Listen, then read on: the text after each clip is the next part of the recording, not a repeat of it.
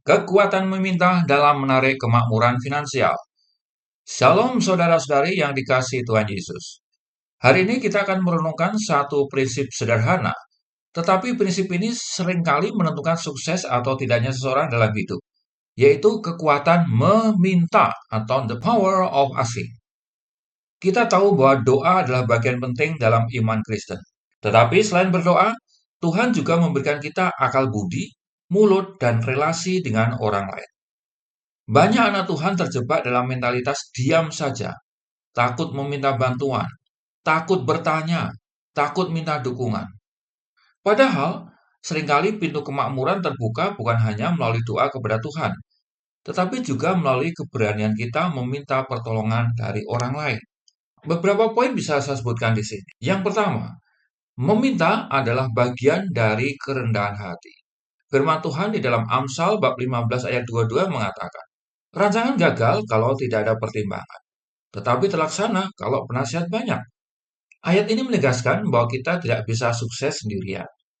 Orang yang merasa dirinya bisa melakukan segalanya sendiri, cepat atau lambat akan menemui jalan buntu.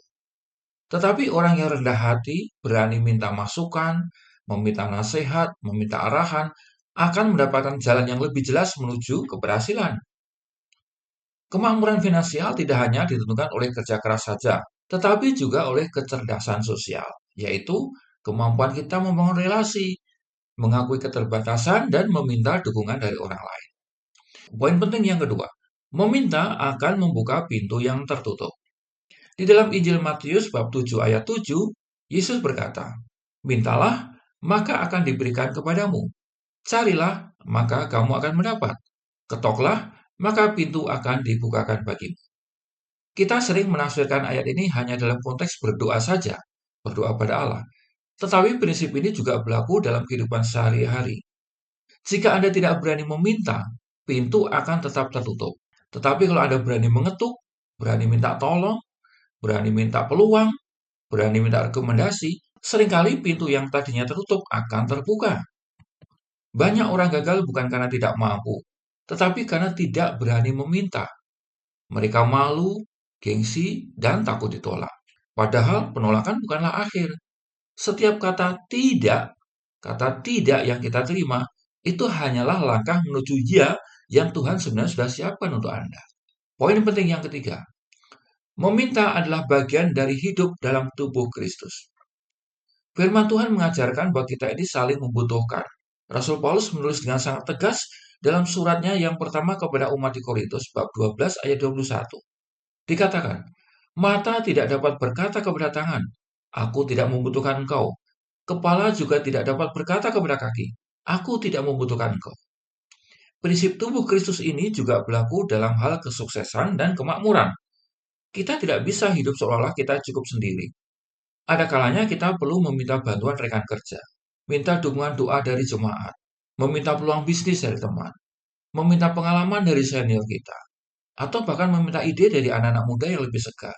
Jadi meminta bukanlah tanda kelemahan, tetapi tanda bahwa kita mengakui desain Tuhan yang membuat kita saling melengkapi.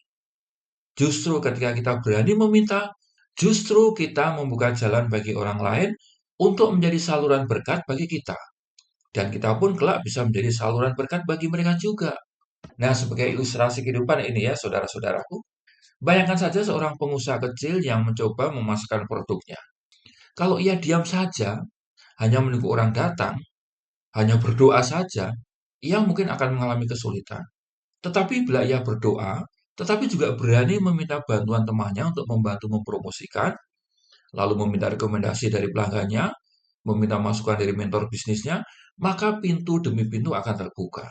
Seringkali kesuksesan besar dimulai dari keberanian kecil untuk berkata, bisakah Anda membantu saya? Poin penting yang keempat, saya akan mengajak Anda untuk mengerti cara praktis menghidupi power of asking ini. Yang pertama, minta nasihat. Jangan malu bertanya kepada orang yang lebih berpengalaman, saudara-saudara. Kemudian minta dukungan. Ajak orang lain mendukung proyek atau usaha Anda. Yang ketiga, minta tolong. Jangan gengsi. Ingat, minta tolong bukan beban, tapi kesempatan orang lain untuk menjadi berkat bagi Anda. Berikutnya, minta kerjasama. Bisnis besar selalu lahir dari kolaborasi, bukan sendirian. Kemudian minta doa. Jangan lupakan dukungan rohani dari sesama tubuh Kristus. Dan sebagai penutup dari video pendek ini, saudara-saudari, saya berpesan jangan pernah takut meminta. Ya, saudara-saudari yang dikasih Tuhan ya, kemakmuran finansial bukan hanya soal kerja keras dan doa pribadi, tetapi juga soal kecerdasan sosial, dalam hal ini berani meminta. Firman Tuhan berkata, kamu tidak memperoleh apa-apa karena kamu tidak berdoa. Tertulis dalam surat Yakobus bab 4 ayat 2. Prinsip ini bisa diperluas, kamu tidak memperoleh apa-apa karena kamu tidak meminta. Nah, hari ini mari kita belajar melepaskan gengsi dan ketakutan. Mulailah berani meminta nasihat, meminta dukungan, meminta kerjasama, meminta pinjaman bahkan. Karena di balik satu permintaan, bisa saja Tuhan sudah siapkan pintu berkat yang akan membawa Anda pada kemakmuran berlimpah. Seru bukan? Shalom dan sampai jumpa.